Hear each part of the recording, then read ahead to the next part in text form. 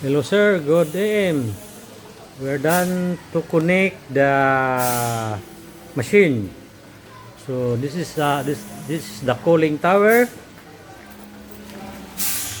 This one is the water source. This one is a drain. This one is a overflow.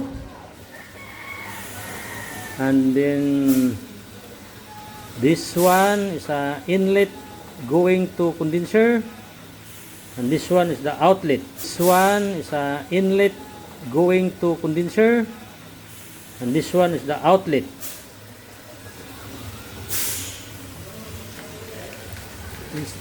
This is a water pump already connected. Going here. This one is the valve to prevent the water going back to the cooling tower. The valve.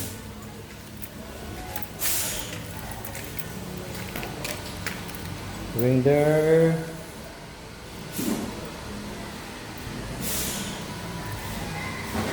And then going here. This is the inlet pipe, and then this one is the outlet. And the wiring is already connected.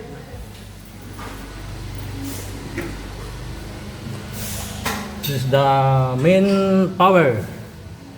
We connect here the main power.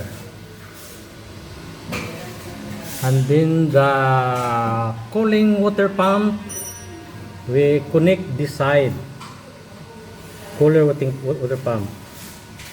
And the cooling water fan here, we connect this side, the cooling water fan.